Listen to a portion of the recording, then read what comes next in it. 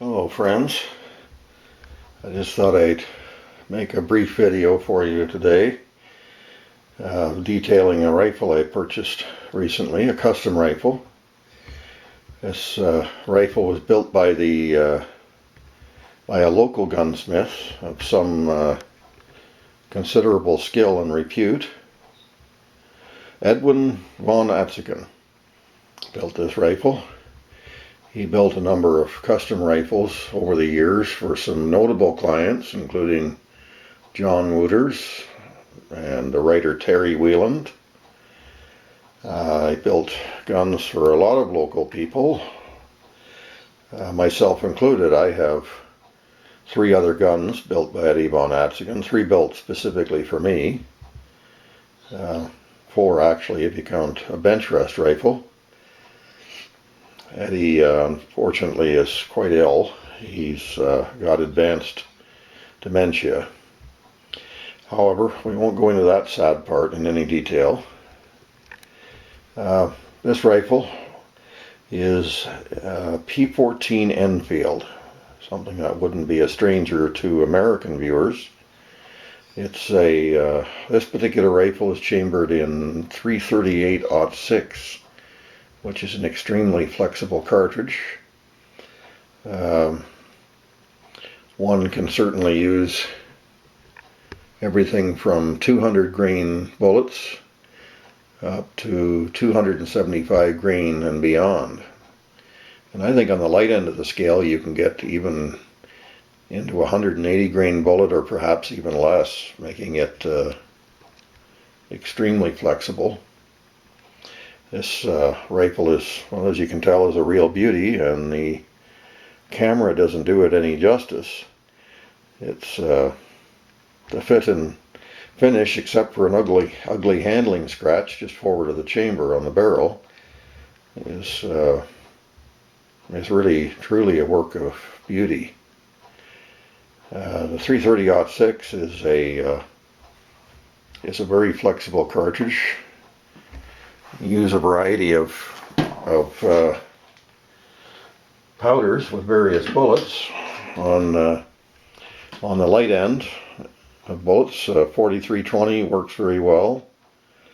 As you get heavier in bullet weight, you can move up to 4831,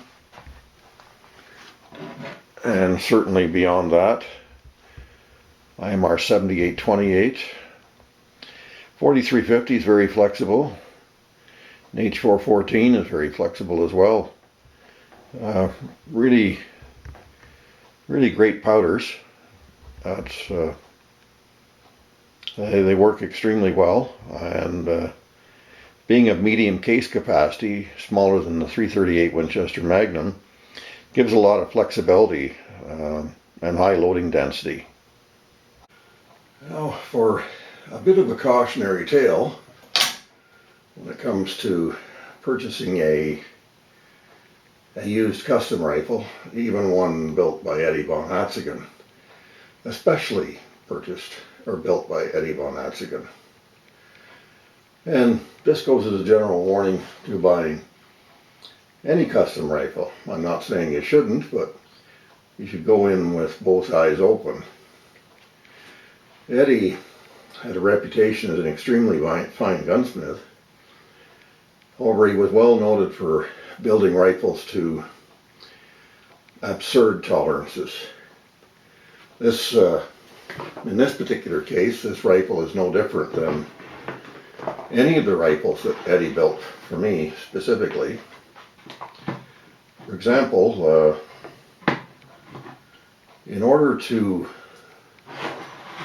I purchased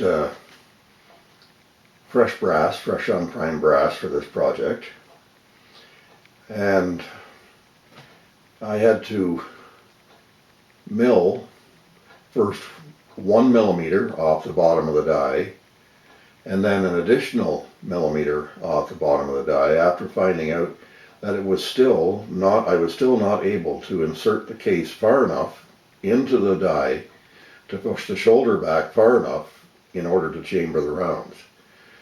The chamber is Eddie reamed the chamber to below minimum tolerance. And it's not a matter of this being an 338 .6 A square, which is very minutely different. This is considerably shorter. The shoulder on this gun is a full 52 thou shorter than the 338 .6 that you and I know and love. That was the first problem. The second problem, which has to be rectified yet, is that the throat was made so short in this firearm that bullets have to be inserted so far into the case, so far in fact, that this 275 grain bullet, for demonstration, get a camera into this, has to be inserted this far into the case in order to, again, chamber. And there's lots of room to function through the magazine, lots and lots of room. This bullet could be considerably further out in the case. I'm quite sure that even a bullet of this size could be seated to the base of the shoulder and still function through the magazine. And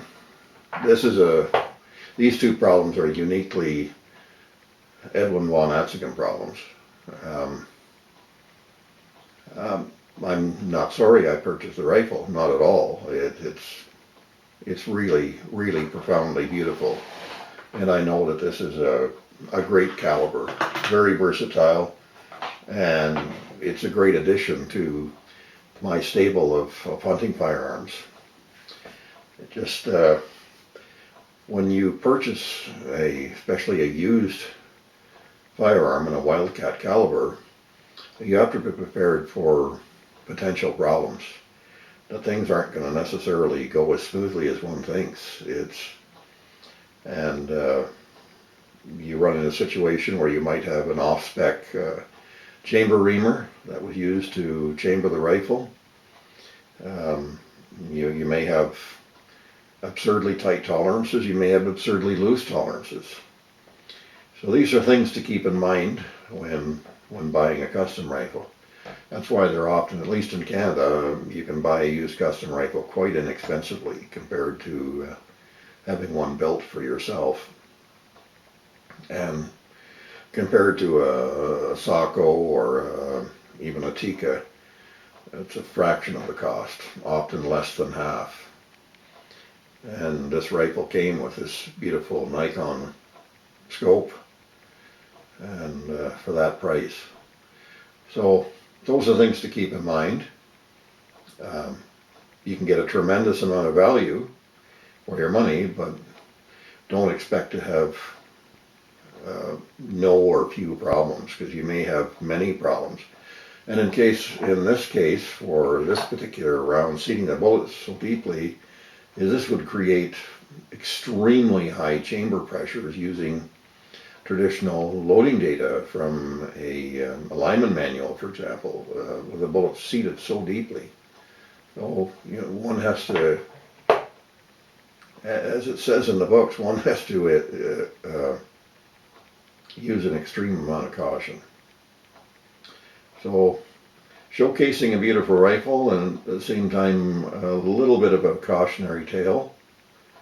I hope you find this useful, and I'm sending this rifle out soon, and I'm going to have the throat opened up so that we can have bullets seated out to